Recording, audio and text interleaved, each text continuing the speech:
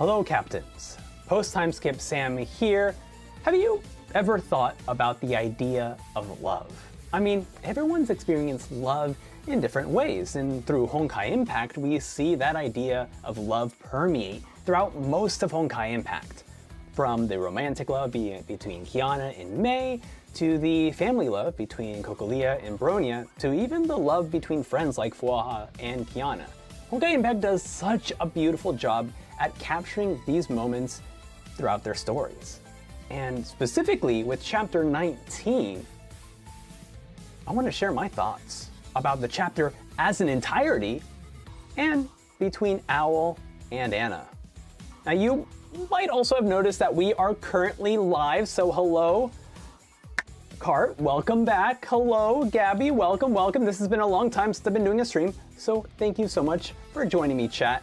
And I'm doing things a bit differently here in the chat, right? Doing things a bit differently live. I'm not one who's like capable of writing some deep analysis between the relationships of Owl and Anna and how that reflects on the characters of Hoyoverse and how the way they choose their stories, and I'm just not very great at writing. In fact, I spent an entire week banging my head on trying to write a review for chapter 19 until I realized that why not just format this into like a live discussion where I answer questions rather than trying to think of how to write this review. So to take away the stress of writing, I've actually asked questions on Discord, on YouTube, on, basically everywhere I can, and including those of you in the live chat. I'll also be answering your questions about chapter 19.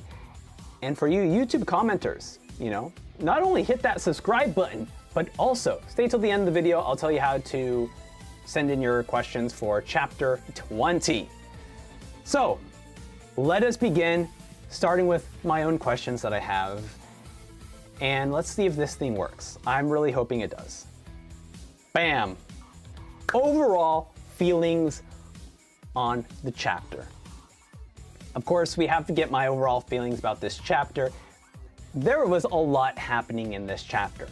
And there are a few other questions that are also mentioned about this chapter, so I'll try not to talk too much about it just so I don't kind of butcher other people's questions that they have. But overall, I felt this was like a really great story. It was a very contained story, and I will talk about this further, that I wish that we got to continue with Owl and Anna's adventures. But I do love how contained this story was. I did actually love the relationship between Owl and Anna. It was, I don't know, even though it was like we learned about them, we learned about their love, so it was so quick. They really made you feel about these characters, and especially, and I will talk about this in a later question. I have 17 questions. I don't want to start already skipping questions. But there was a few moments that Owl did that I was like, damn, this is why I love these characters so much. So overall feelings, fantastic, freaking fantastic chapter. Which brings us over to, were you surprised by the Ana Schariac name reveal? So chapter 18, I felt was very much a setup chapter, and so that's why I brought this question into chapter 19, where it was a setup chapter that honestly I felt like the true reveal of Anna was in chapter 19. And I'm gonna be honest, like I felt like the reveal of her name was a detriment to this character. I feel like when you have this character who is meant to be the Herrscher of Ice, and although she definitely caused massive destruction, when you bring over May and Durandal as the characters who are against you, you feel weak. You definitely feel like a weak character. And I felt like the way they wrote Anna in this chapter, she just didn't feel like she was a part of Cecilia's family. Like she didn't feel like she was strong. And she definitely was in terms of like, if you want to take the greater scope of Herschers and take the greater scope of enemies or antagonists. But when you're facing against May and Durandal, like you have to be better than how Anna was written. to really feel that impact. So I did feel like Ana was definitely underutilized, especially if she is carrying the same name as Cecilia. So I wish they gave her more opportunities to truly shine. And as we'll get into another question, should she have died at the end of this chapter? So there's a question about that I definitely want to get to. So we're moving on to the next question here, which is May's new outfit. And I'm so glad that the video actually got to this point here. I freaking love May's new outfit. Let's see if there's like a better close-up here. Okay, this one's a good close-up. It's so good because, like, look at this. She takes off a lot of like the crazy bulky spikes in armor and kind of goes a bit more of like a slimmed down battle suit look, and I freaking dig it. So I had to put in this question because it was such a good outfit that I was like, I have to talk about this. And this question was a way of reminding myself that I need to talk about how dope of an outfit this is. So very cool to see this outfit appear here. It just looks absolutely amazing. As Snurgle has mentioned, less is absolutely more. Okay, next question. How did you feel about the Herrscher Reveals Ice, Earth, Stars, and the Merge? So I wrote Earth and Stars as separate because even though they are the same person, they revealed them differently. And so we'll kind of go down the line, right? Herrscher of Ice, obviously having the reveal that it was Ana Schariac. Once again, cool, great reveal. I wish that, and I should preface this, right? And I mentioned this before. The Herrscher of Ice destroying Coral City is a massive problem, right? It's a massive problem. However, it did feel like, oh, I should maybe play the video, you know, maybe watch some of the video. That it didn't feel, she didn't feel as much of a threat as maybe other Herschers. It didn't feel so much as much of a threat. So I wish that she was more threatening. In fact, if you look back at chapter 17, what I love what they did is in certain scenes where they wanted to add that more emotional impact, May was weaker. May was physically weaker. She was struggling. There was even a scene where she was kind of like slowly walking. Like, I think adding those moments, and as much as they do get annoying in games, I wish there was a moment where Ana either destroyed Durandal or destroyed May, at some point made them unable to fight for at least half the thing to truly show how powerful she is. Because she didn't feel much like a threat. For the Earth and Stars reveal, I love the fact that they must have mentioned this earlier, but for me, like, the Earth reveal for Owl was so late into the chapter that it was perfect. It was such a perfect reveal because not once did I ever think that Owl was going to be a Herrscher. It may, you know, like, it just, I don't know, it threw me off. It was definitely a surprise. And then when you read the archives about, actually, he's actually referred to as the Herrscher of Stars, I was like, that's pretty neat. However, I learned about the Herrscher of Stars after the merge, so I originally thought that the merging between Ice and Earth was the Herrscher of Stars, but that was not the case. It was just, they just named Owl as the Herrscher of Stars. So I thought that was freaking cool. So yeah, the Owl reveal as the Herrscher of Stars, that was super cool. I dig that, especially at the moment of the Verge, or the merge, not the Verge, the merge. Okay, the merge was such a fantastic. Let me see if I have a chapter of this. But oh yeah, that's before the merge. So the merge is such a good moment because it was just like, Owl just like, you can, like, you're gonna live your life. He's sacrificing himself. He pulls out the core and he gives it to Ana, and I'm just like, God damn, they did it so perfectly. And then Ana became this like threatening monster, right? And absolutely, once again, threatening, but they could have done more to really make her like just a nightmare to be around. So that's kind of my overview questions, and we'll kind of talk a bit more about the Owl and Anne relationship. But first, let's talk about the environments. I'm going to kind of go back a bit here. So for environments, there are a few different environments that I liked and didn't like. So what you're seeing here on screen right now is the frozen city, right? This one, I liked it the first time I went through it, but then like it felt like every other stage you were either running through this or going through this. I'm like, I didn't need to see this many times. So the actual main city environment was fine. I freaking love this bridge environment. This bridge environment is incredible. Absolutely incredible. I don't know what it is about it, but I just love the fact that we are rushing down this bridge, slicing up Honkai. We have this like blizzard flowing through us. We see Coral City ahead of us. I think that this is such a cool environment. The bridge moment, even though it's a very limited, very narrow stage, I do actually really love the way it's built. And then we also had moments here where we're in the park. I love the park environments. Honestly, it's everything else about this chapter, even this environment where it's just like this frozen, almost like pond or kind of a garden area, I absolutely love. It's really just the repetitiveness of the main city that I was kind of like, I could kind of do without like this place, right? We just gone to this area so much that I was like, I think we can do without it, you know? So if we didn't visit this as many times as we did, I would have loved every single environment in this. So thank you for the question, myself.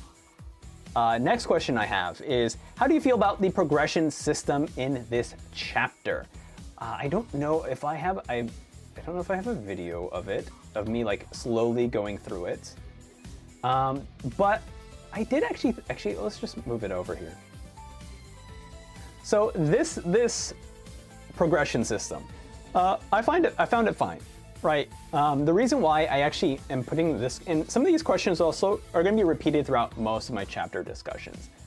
And this progression system, I find this very important because they always have different progression systems throughout the different chapters.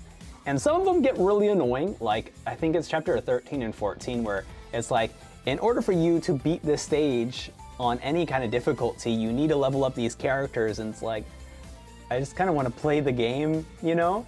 And I feel like, the progression systems shouldn't get out of the way of people who want to just go through the main story. But if you want to earn some extra crystals and all that stuff that actually do have substantial benefit to your account, then you join a progression system. And here, they actually block some like archive, like lore stuff behind the research system, which was like kind of unfortunate. But some of it isn't, so it was kind of like a mix between the two. It was very odd. But you know what, I didn't find it too bad because I was able to get through the main story without much issue for when it came to actually doing the research stuff. So I didn't find an issue with the progression system because it didn't actually like make my characters weaker. So that was pretty fine. I didn't mind. What's the next question? The necklace thing was pretty cheesy, right? Okay, there's a reason why, and I'm gonna turn on the freaking AC because it is hot. So the reason why I put this question here, and let's see if I could find it here. Okay, so this one here. The reason why I put this question in here is because I absolutely love this scene. I think this scene is absolutely fantastic. And the reason why I wrote it this way was because I just wanted to point out and get myself to remember that like this scene was super cheesy, but I love this like romantic cheesiness. And what's actually really cool about the necklace is that it maybe I wasn't really thinking straight, but when Anna gave Owl the necklace, I never really thought, like, so this is the necklace, right? And when Anna gave Owl the necklace, it didn't look like it was half of anything. It actually looked like a whole necklace that just looked really cool. And the fact, because like, I feel like very often you'll see a lot of romantic, you know, shows and stories that have like our halves complete each other, right? But it's like very obvious that the item that they give is very much a half of something. But I felt like in this story between Owl and Anna, that wasn't hinted at. Like you receive the necklace, then you hear the story about their love, about how they're starting to love each other. Like it didn't feel like this was like half of a necklace. So to find out that they connect together to make a heart, it was cute. It was cute. I loved it. Okay, I loved it. I freaking loved it. Next question is, how do you think the love between Anna and Owl is handled? And we have a few other questions from other people that aren't myself that talks about their deaths. So I won't talk about it now. I'll just talk about it when that question appears. But how do you think the love between Anna and Owl is handled? I think it's actually handled pretty fine. I didn't have an issue with it. I felt like it was like an actual, like, it felt like it was a good progression, right? Owl was saved by Anna. Obviously, you're going to have some feelings towards someone who has saved you. And I found it very cute that, you know, Anna also liked Owl back. And it was, I don't know, it was just like a very cute, like, love story. And it's a shame that it happened to only be a love story for a chapter. So that's a bit disappointing, but I will talk more about these two in a later question, so I'll move on to, I love the moment when Owl gave Anna his core. This was just a reminder for myself in case I forgot this, but I think that the scene where Owl is just like, here, take my freaking core, and just gives it to her it's super awesome. It's super cool.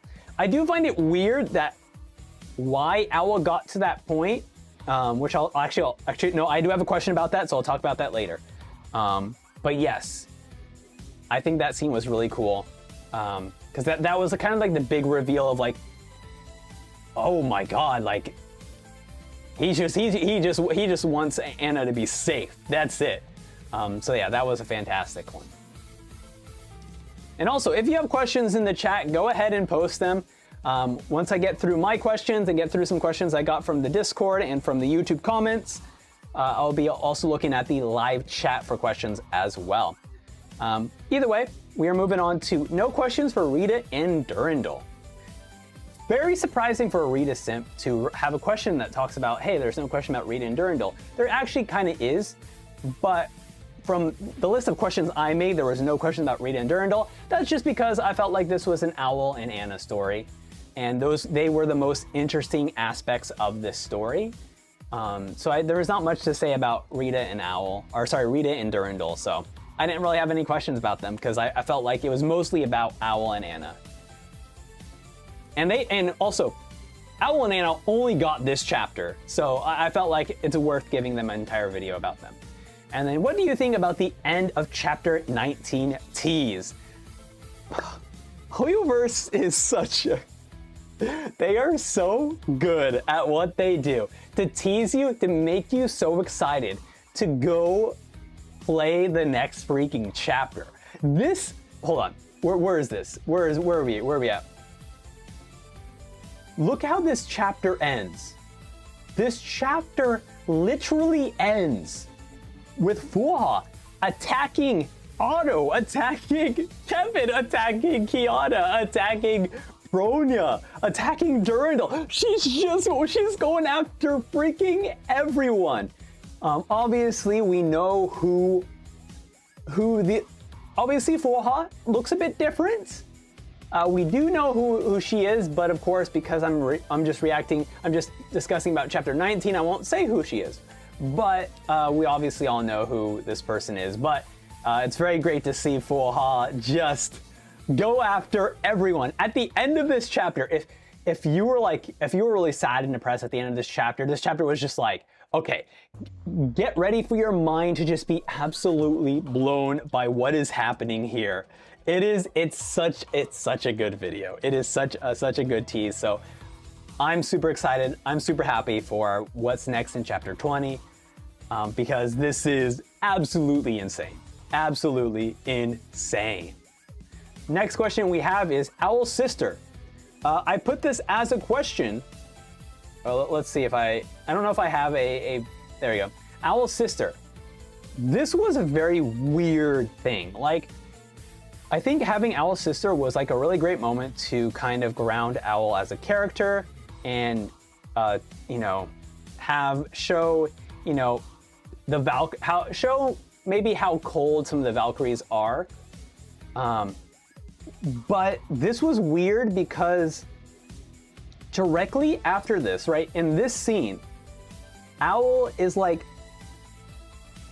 starting to freak out because he's like, you know, he's starting like, oh no, screw the Valkyries. I can't believe they left my sister. My sister would have lived if it wasn't, like, he was saying all these things. And then he was like, okay, right after this, he's like, all right, Anna, you get my core. And it's like, what? Like, it was just very confusing because Owl was definitely feeling these like strong, like, look, he was feeling these strong emotions about what was happening. And then like his decision, like it says like his humanity, like, right, disappeared. But then his decision was then to give Anna his core. And it was just like, it didn't feel like there was like a connection. He sees Anna leave his sister behind dead, and then he's like, okay, Anne, go ahead and live, take my core.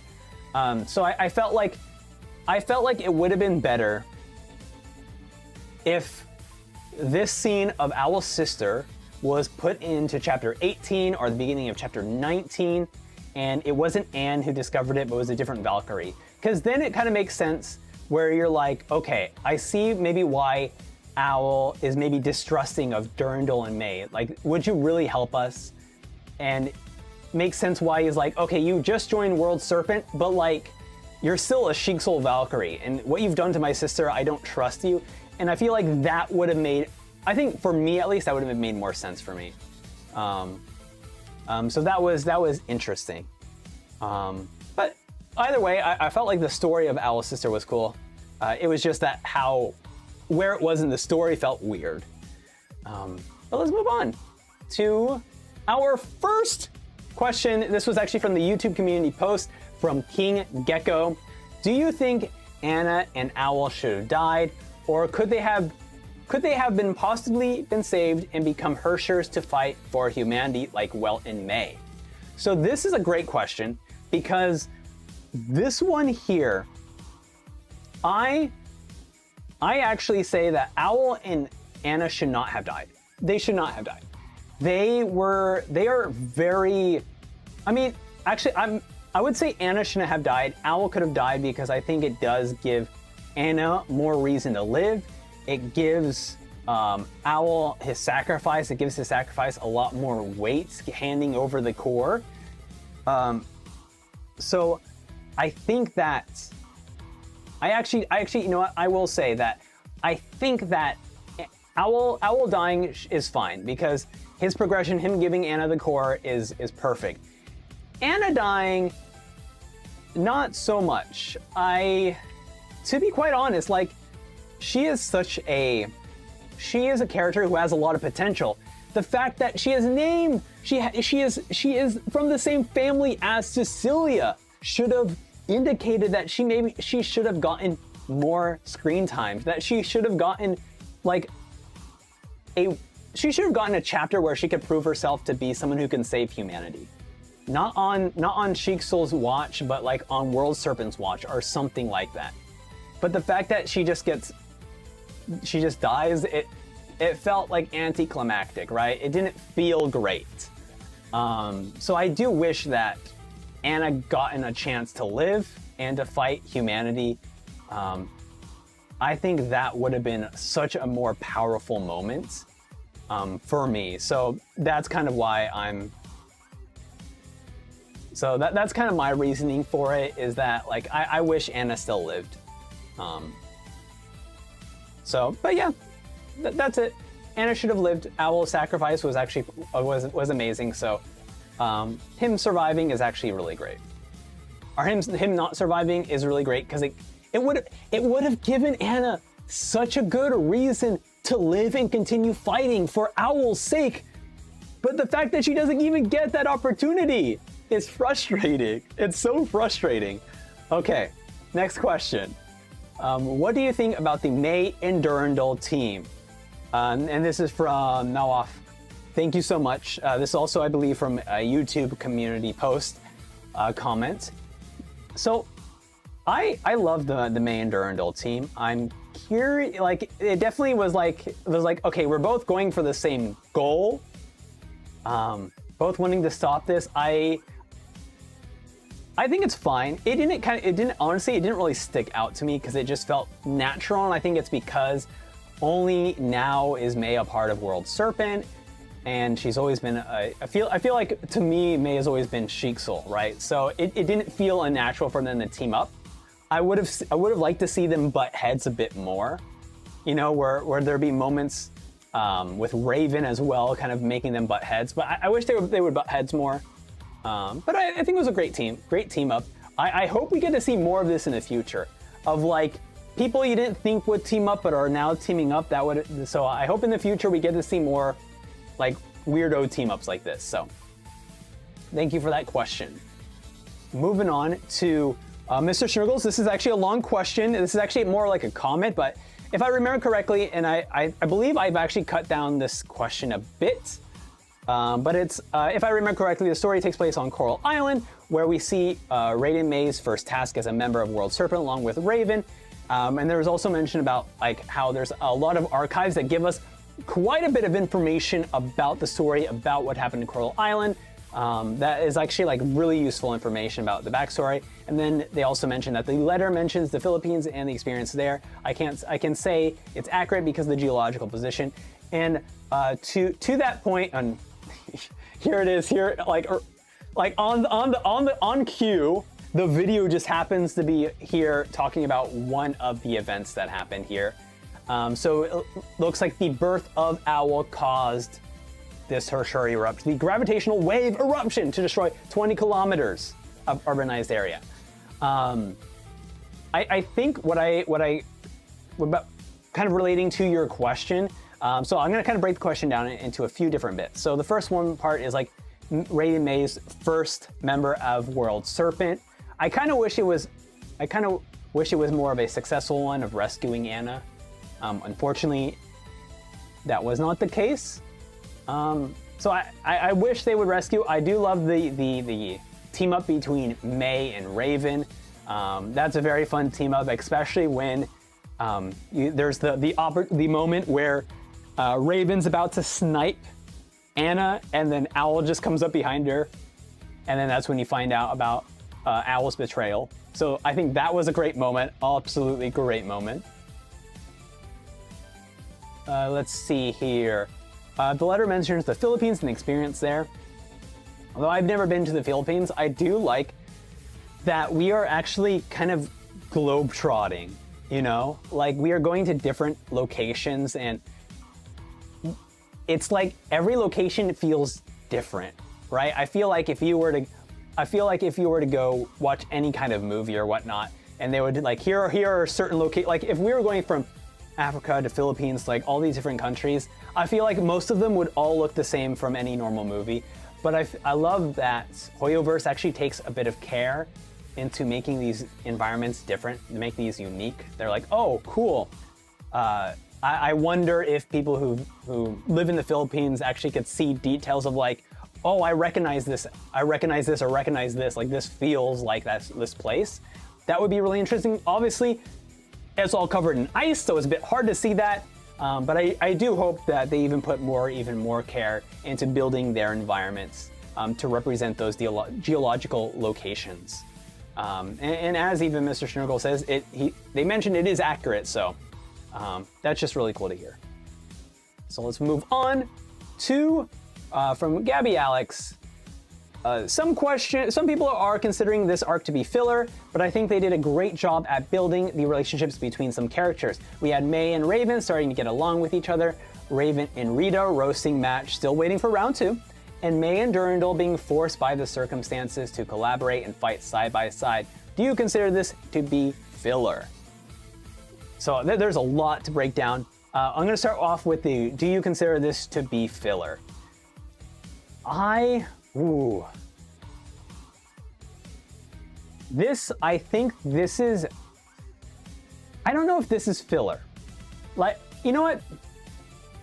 I think this is filler. I think this is a very amazing chapter, but I think that what Hoyoverse did is that because Owl and Ana the relationship started and ended at this chapter where at least for now, it felt like nothing from this chapter is moving on to the next chapter, right? And I felt like if maybe Ana survived and she was a part of World Serpent, or at least part of some sort of World Serpent or Anthropy. Actually, it would make more sense for World Serpent because she was in love with Owl. This chapter wouldn't be filler, but because they just killed Owl and Ana off I'm gonna be honest, for like no reason. There was no reason you should have killed these two characters off. At least, like, there was no reason. So I feel like because they killed off Ana and Owl, it was kind of like it definitely felt like, okay, we need to make this filler. You know, because nothing of importance came from this. It was just, we killed a Herrscher, we're done, that's it, okay, moving on. And that was kind of a bummer. So as much as I do actually really, really love this arc, I think because Hoyoverse killed off Ana and Owl, it makes this a filler because, like, you know, there's nothing of super importance really came from this. And then just because the comments have mentioned this, XP Cagey mentions also, and actually I'll bring up this comment here. I believe this arc was a way to force May to see her own choices and outside perspective. Do you think the contrast between Owl and Ana and May and Kiana would be as effective if it didn't end in tragedy? So just kind of bouncing off our previous question, and I know I have a few more questions before this, but this just kind of related to what we were talking about right now. So in terms of this, do you think the contrast between Owl and Ana and May and Kiana would be as effective if it didn't end in tragedy? I think it would be as effective because I think the biggest part about this arc specifically,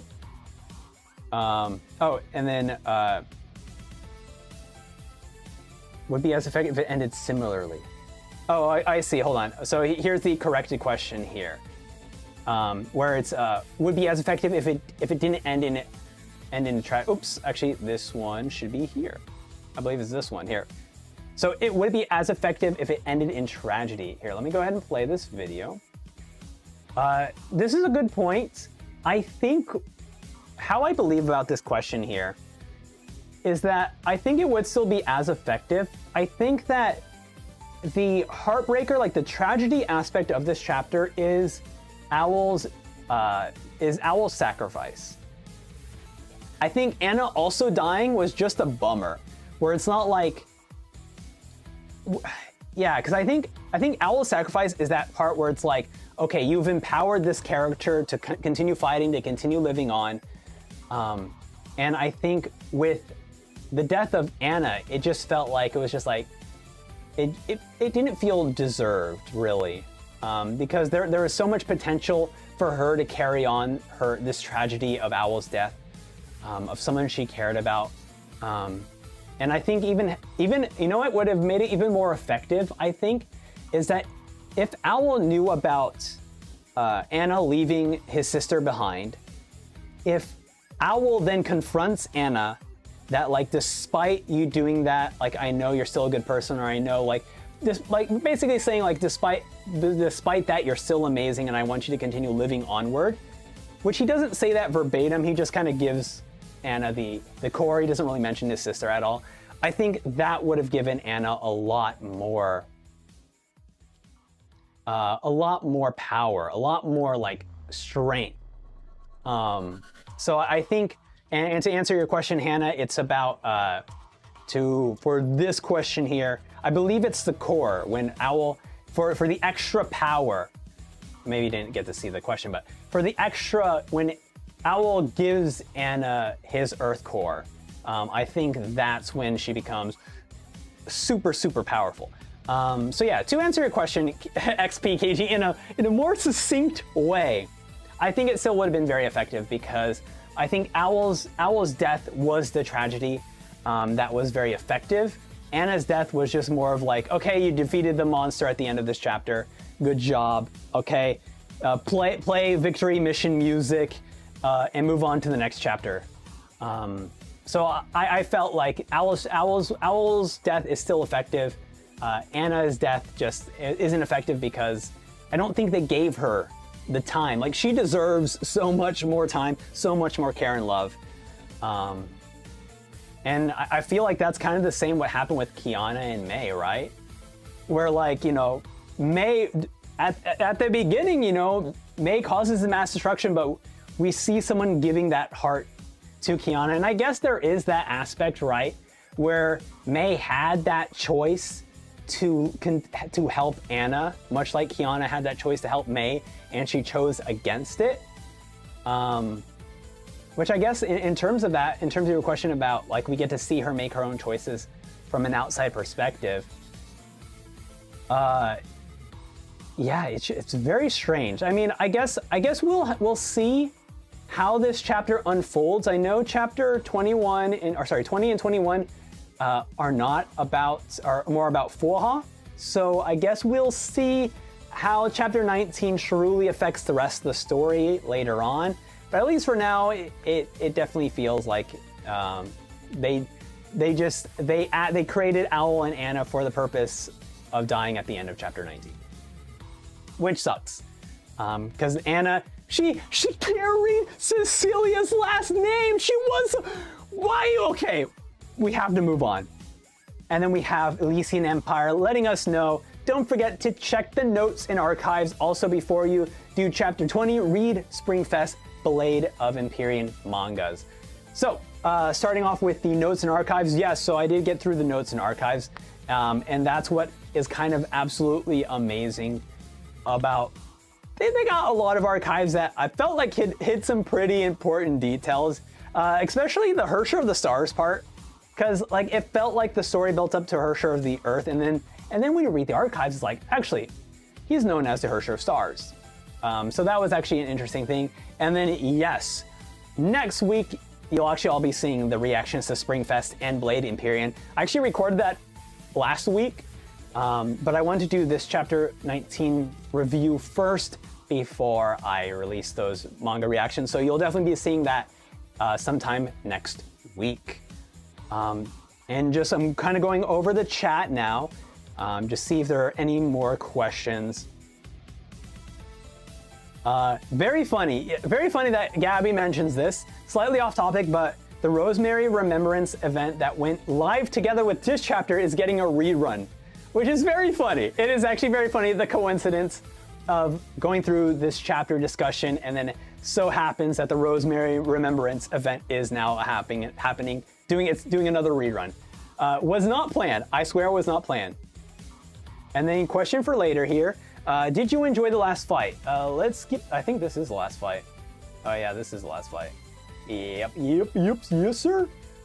So I love this last fight because when I actually did this during the Memorial Arena, right? The Memorial Arena will sometimes have like boss fights. And so I did this boss fight so many weeks ago. I think it was even before I even did like a chapter. I think it was before I even got to like chapter 10. That I fought this, I fought the Herrscher of Ice. But this was one of my favorite boss fights. I think it's just so cool that when you're fighting her, you'll have these like drops of ice, she's blowing you back, she'll have these spinning things, like there's so many like obstacles to dodge, and it was, at a certain point you had to like realize that like, oh wait, I had to shoot the ice back at her, it was just like a fun fight. It wasn't just me mashing the button, you know, you actually had to do some dodging, do some cool like obstacle maneuvering.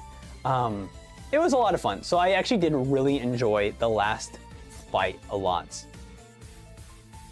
And then Gabi mentions about, you know, Gabi mentions that they died because they were straight. Absolutely true. You know, Hoyoverse, they just don't want any straight couples to get into this game. It's a shame, you know, chapter 19 is the end. So thank you so much for that comment, Gabi. Okay, what else do we got here? Let's see what else we got in the chat. And then yes, as Kart mentions, it's always off guard when they play the victory music, ruining tragic and serious moments. They still do that, you know, it's very consistent with them. But you know, sometimes it just gives you a good smile, a good laugh to enjoy. And then from Hanna, true, and this was during our conversation about when Hanna previously mentioned about, you know, Ana and her powers. So Ana pre-Herrscher form is quite good, honestly. They didn't make her story fully bloom, which is honestly sad since she still had so much potential as a character, and I 100% agree. She has so much potential, especially like, I understand when you are a real person who shares the name of someone who is powerful and famous. Like everyone lives different lives, and there should be no expectation that because your last name is this, that you deserve, that you should be as better or as good as this person who shares your last name, right? Like in real life, that's ridiculous. In fantasy, when the writers are actually writing this character out and they gave her the name Schariac, I felt like, you know, you can write this character a different story. You can give her more, you know, urgency in the plot, in the story. So that's what I found a bit weird. Like, you could write it. You literally wrote the last name Schariac. You can write, you know, a more powerful, you know, story for Ana. And then XP mentions, I think Ana not being redeemable was meant to show the risk in supporting Kiana, but I also agree Ana's character was really rushed. That is a good point. I didn't actually think about this point. And oh, we have a pronunciation. It's Schariac. Miss S here. We're gonna say Ana, huh? Let's just stick with Ana here. So back to XPK, but thank you, Gabi, for giving me a pronunciation guide. Eventually, I'll learn how to pronounce things. But XP mentions, I think Ana not being redeemable was meant to show the risk in supporting Kiana, and I think you are absolutely correct. It is meant to kind of show that risk. It just, I guess the impact didn't hit with me as much as like feeling that Ana had so much more potential, especially with the owl sacrifice having, you know, especially with the owl. But I guess I won't truly know the impact of this chapter until we cut back to what's happening with the World Serpent in the future. And then also another question, what is your commentary about Hannah's theme in the Herrscher fight? I really want to see your idea about it. I'll be honest, I actually, like, I don't remember her actual OST. Let's see if I could find it. Herrscher. Actually, do I even have audio for this? I don't think I have audio for the actual recording of the video. So, Herscherr of Ice? Music. Let's see if I can find this music.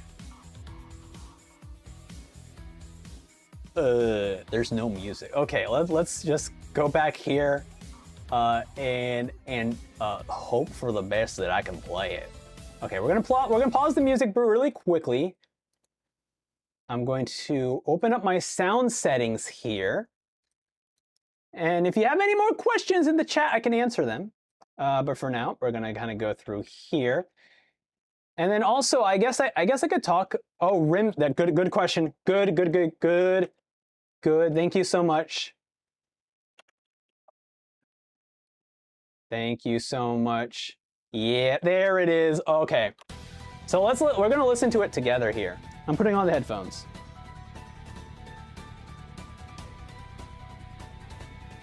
Okay.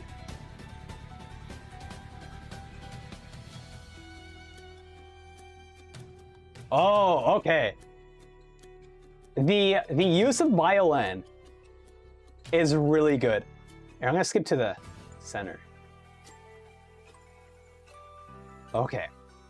This actually gives a lot more impact in the actual, like, the actual fight. I felt like if I paid more attention to this music, I think the fight would have definitely been more impactful for me. I'm gonna go back to your question, Hannah, here. So yeah, I think if I paid more attention to the actual music, I think this fight would have hit a lot more because the music is very calm. It's very much like, and it kind of goes back to XP's question as well about May's choices, is that the music really hammers in that like you're making the wrong decision. Like it's very calming. It's like this person, like it doesn't feel like this person's a villain or this person's an enemy. That's a shame that I didn't really pay attention to the music to hear this aspect. Because yeah, it definitely gives vibes of like, you're making the wrong decision fighting this person. That's so fascinating. Thank you so much for bringing that up, Hannah. I would have just skipped over it and not thought about it. That is super, super good. So thank you so much, Hannah, for that question.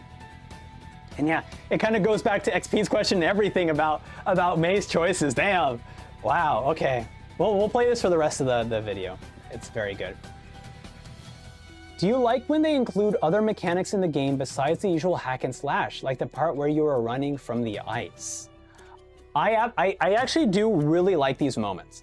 I don't like the moments if they are often repeated. Like if it was like, here, you're May running away, you're Rita running away, you're Durandal running away. But I like the fact that it wasn't just that. So I like when it's varied up, but not repetitive. So I actually do like it when they kind of break apart the different questions. Or sorry, break apart the different, like, if they're not gonna do hack and slash, they're gonna do something else. I love that. They change it up, but not make it repetitive. So I do appreciate that. But I think that's it for all the questions. Wow, this was really a 47-minute video? When I originally tried writing a chapter 19 discussion, I was like at 2 minutes.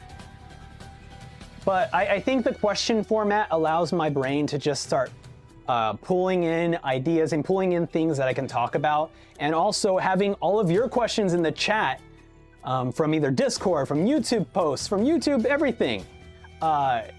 It's really helpful. So thank you all so much for your questions. You know, I wrote the ending down because that's the least I can do, right? So thank you so much for watching these live chapter 19 discussions. Hopefully you enjoyed this new format where we can discuss Honkai chapters, you know, as I go through them. For next week, so this is for you, YouTube comments, and you know what? We're gonna post it up. Thank you so much. Thank you so much, everyone, for the kind comments. So yeah, I guess it sounds like you guys enjoy the new format. So thank you. But yeah, for next week's comments, YouTube comments, this is on you. This is on you. If you want to submit for chapter 20, post in this video's comments below, or post on the Discord, which are links in the description, or eventually I'll make a YouTube community post about chapter 20 where you can also submit comments, or you can also wait till the live discussion to also write comments. You can write comments everywhere. I don't know why I accidentally clicked Snurgle that says I enjoy. I didn't realize I clicked on this question, but thank you. I didn't realize I did that. Okay. Anyways, for this specifically for YouTube comments, okay, YouTube comments. write hashtag Q with your question or whatever comment you want to share about chapter 20 in the comments, and I'll make sure to answer it in chapter 20's discussion. If you don't write hashtag Q, I may accidentally skip it because I'm like, oh, is this a chapter 20 comment or are you just making a comment? So just make sure to distinguish that. That would be helpful for me. And before you go, because not everyone reads YouTube community posts or looks at the YouTube, some of the YouTube videos and other things, I do have an announcement to make that I would love to have people hear. So take it away, myself. Thank you, Post, for that wonderful video. Hello, I have a special announcement to make. For those of you who don't know, I am moving the content I make on this channel to my main channel. Because now that I'm trying to work on establishing more higher quality content that isn't just based on reactions, it's difficult to split my audience and my workload between two channels. I will explain this a bit more detail over on my Discord and my YouTube community post, which I'll have a link in the description down below, but I did want to answer a few major questions about the move. The first question is, when does the move actually start? To be honest, it already begun. Zenless Zone Zero and Honkai Star Rail are already being released on the main channel. But once I complete the main story of Honkai Impact, I'll start releasing Genshin Impact videos on that channel. And then, once Hoyo starts releasing Honkai Impact Global 5.8 videos, those will then become on the main channel. So by the time Honkai Impact Global 5.8 patch comes out, this channel will be inactive. So you might be wondering, then what am I doing with the channel you're on right now? I do actually plan to make this channel a clips channel for the main channel. However, until I get into a good pattern of releasing weekly videos and I feel really happy about the content I'm making on the main channel, then I will start to release clips on this channel. But for now, this channel will remain inactive. After 5.8, that's very specific, after 5.8. So hopefully you all join me for this journey. Unfortunately, YouTube does not provide a way for me to merge my subscriptions together, so you will need to subscribe to the main channel. And you can still hang around this channel because I still got quite a few more chapters to go to react to discuss before 5.8 comes out, so please enjoy the rest of the journey on this channel. Otherwise, if you want to see me react to anything else of Hoyoverse, check out the main channel.